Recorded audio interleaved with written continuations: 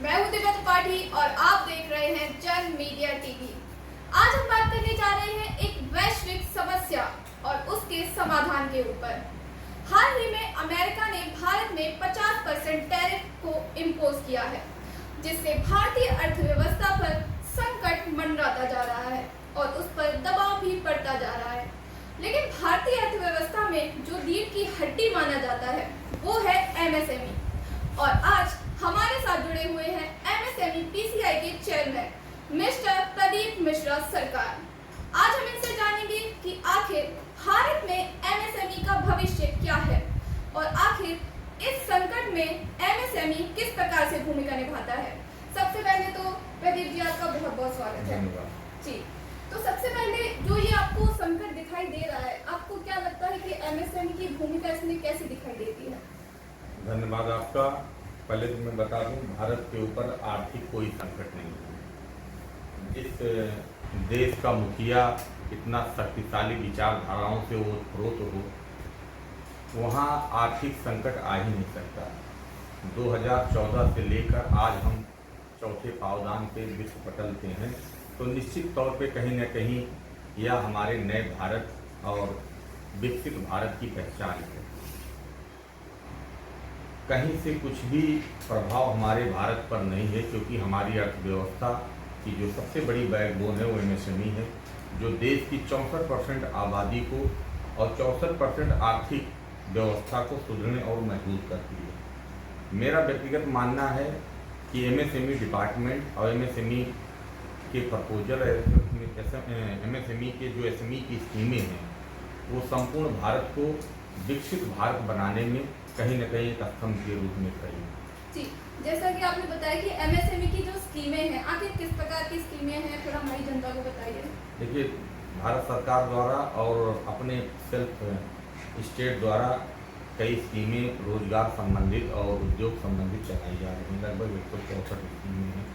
अभी मुद्रा योजना के तहत स्टार्टअप इंडिया है, मेक इन इंडिया के प्रोजेक्ट है, पीएमईजीपी है, पीएम व्यवसाय सीजीपी एसएमई योजना, बहुत सारी चीज़ों जो बैंकिंग से टाई अप करा के लोगों को लोन सर्विस कराया जाता है और खासकर उन व्यक्तियों को लोन युवाओं को दिया जा रहा जो एंटरप्रेन्योर हैं और बढ़ते हुए उगते भारत के स्तंभ हैं। आज 2016 की अगर मैं बात करूं, जहां से एमएसएमई में एक अभूतपूर्व बदलाव दिखा और 2025 तक लगभग 34 करोड़ परिवारों का सृजन रोजगार एमएसएमई में आज चल रहा है। और मुझे पूर्णतः विश्वास है MSME promotion council of India, MSME department, हम सब संपूर्ण भारत के परिवार मिलकर भारत को एक मजबूत और सशक्त भारत बनाने में कामयाब हैं। जी, भारत की जो अर्थव्यवस्था है वो बड़े ही मजबूत हाथों में तो है, लेकिन जिस प्रकार से टैरिफ बढ़ाया गया है उससे लगभग 10 लाख लोगों का जो रोजगार है उस पर प्रभाव पड़ता हुआ दिख रहा है। तो उसमें आखिर एमएसएमई किस प्रकार से भूमिका निभाता है और सरकार को आखिर ऐसे क्या कार्य करने चाहिए? देखिए, देश के सभी प्रधानमंत्री जी ने अपने टैरिफ को लेकर पहले ही संबोधन में वो उन्होंने बता दिया। मैं अपने किसानों के साथ, अपने मझोले एसएमई परिवार के साथ और देश के हर नागरिक के साथ और व्यापारियों के साथ कभी छल कपट नहीं होने दूंगा, ना उनको कमजोर होने दूंगा। उन्होंने कई अपने वक्तव्य में इसको बोला भी है। और आगामी एक देश से देश नहीं चलता है। आज अगर अमेरिका 50% हम टैरिफ थोपता है तो हमारा जो लीडरशिप है ग्लोबल लेवल पे, विश्व पटल पे लीडरशिप हमारे देश के सभी प्रधानमंत्री जी का है। और यहाँ की जनता को पूर्णतः विश्वास भी है कि आने वाले समय में जो हमसे जुड़े हुए देश हैं, जिनसे हमारे पारिवारिक अच्छे रिलेशन हैं, जैसे रशिया हुआ, अभी चाइना में हुआ, जापान का दौरा है, तो जो भी ग्लोबल लेवल पे देश हैं वो हमारे व्यापारियों को उसमें सुगमता और सरलता के अनुसार उनमें आयात निर्यात करने का मौका मिलेगा। और मुझे पूर्णतः विश्वास है अपने देश की लीडरशिप पे और अपने देश की पॉलिसी पर और अपने देश के एसएमई पर कि आने वाले समय में इन सब जैसी छोटी मोटी समस्याओं का हमारे देश पर कोई प्रभाव नहीं पड़ेगा। जी जी, एमएसएमई भारतीय अर्थव्यवस्था की रीढ़ की हड्डी कहा जाता है और आप भी एमएसएमई पीसीआई के चेयरमैन हैं, तो आखिर आप आपकी संस्था किस प्रकार से कार्य करती है? देखिए, आज मुझे खुशी है और गर्व भी है कि मैं इसी संस्था का कैप्टनशिप इस जहाज को लेकर चल रहा हूँ। निश्चित तौर पे आज MSME promotion council of India संपूर्ण भारतवर्ष में लगभग 30 प्रदेशों में 2 लाख प्लस परिवारों के साथ 708 जिलों में सृजित है।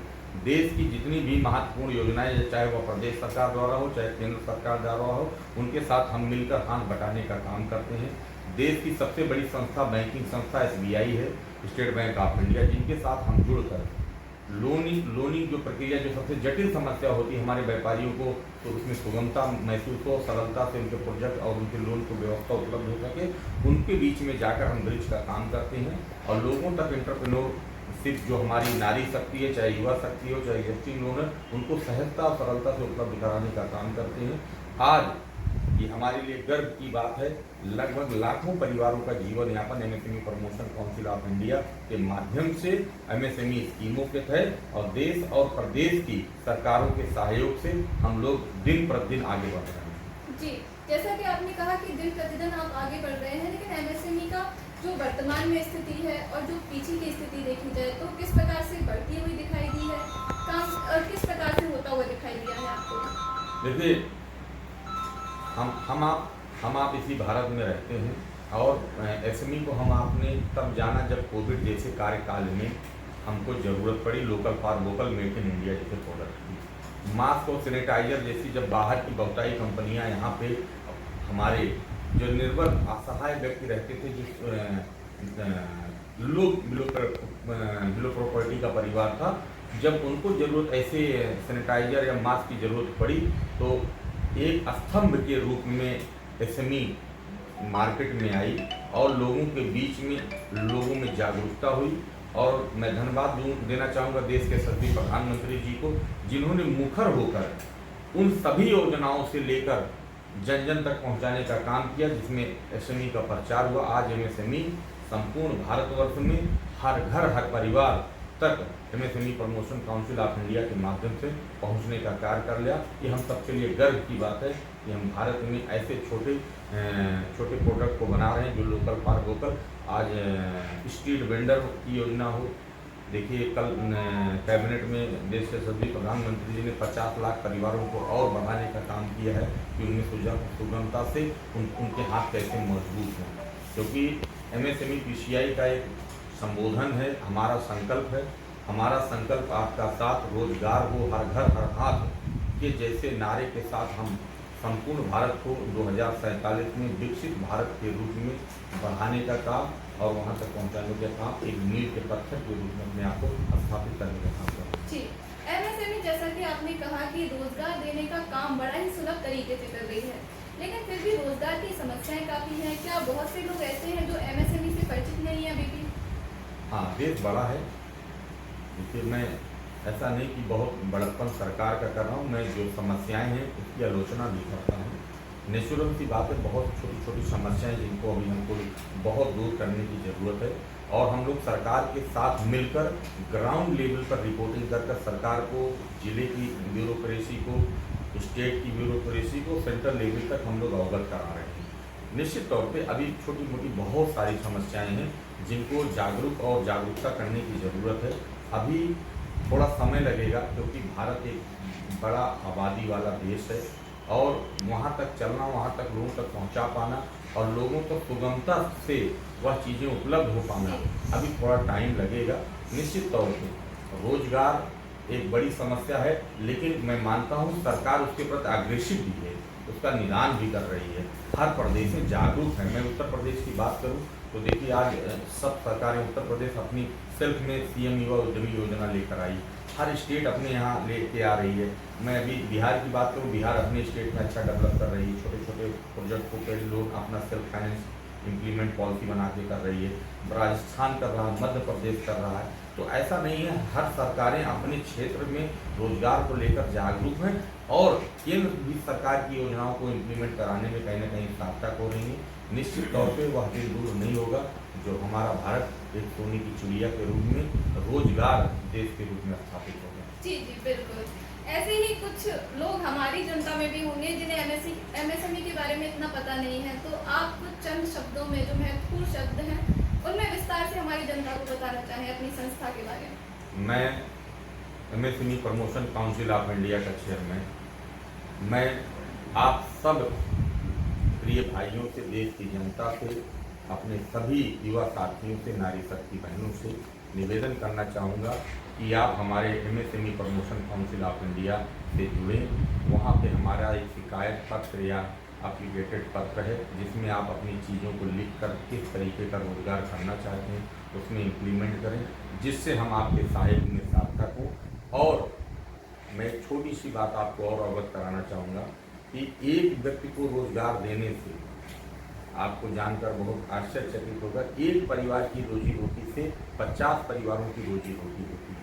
अगर मैं अपने गांव में रोजगार बनाया, छोटा सा कुटीर उद्योग स्थापित किया, तो कम से कम अगर मैं 5 एम्प्लॉई रखता हूं तो 50 परिवार की जीविका चलाता हूं। हमारे वह 5 परिवार के जो हमारे परिवार के सार्थक सदस्य होंगे, उनके माध्यम से वो क्षेत्र में अपने बच्चों को पढ़ाएंगे, स्कूल वाले की इनकम होगी, जिस रिक्शे से बच्चा जाएगा उस रिक्शे वाले की इनकम होगी, जिस मोहल्ले में हम सब्जी खरीदेंगे सब्जी वाले की होगी, जहाँ ग्रोसरी खरीदेंगे, जहाँ पेट्रोल डलाएंगे पेट्रोल वाले, जहाँ कपड़ा खरीदेंगे कपड़ा, जहाँ दाढ़ी शेविंग कराएंगे, कपड़ा सिलाएंगे। इसी तरीके हम लगभग 50 से 100 इम्यूनिटीज को हर मंथ उपयोग करते हैं। तो अगर हम लोग छोटी छोटी सी शुरुआत अपनी सोच को बदलें, निश्चित तौर पे अगर हम बदलेंगे तो मेरा क्षेत्र बदलेगा, हमारा क्षेत्र बदलेगा तो हमारा जिला बदलेगा, हमारा जिला बदलेगा तो हमारा प्रदेश बदलेगा, और हमारा प्रदेश बदलेगा तो हमारा देश बदलेगा। इसी शुभकामनाओं, इसी संदेश के साथ सभी से मैं निवेदन करूंगा कि ज़्यादा से ज़्यादा लोग MSME promotion council of India परिवार से जुड़ें और हमारे संकल्प को और अपने संकल्प को, क्योंकि एक सोच ही हमारे आप को विकसित भारत के रूप में स्थापित कर सकती है। जी प्रदीप जी, आपका बहुत बहुत धन्यवाद। धन्यवाद हमारी जनता को इतनी महत्वपूर्ण जानकारी देने के लिए और उन्हें जागरूक बनाने के लिए धन्यवाद आपका।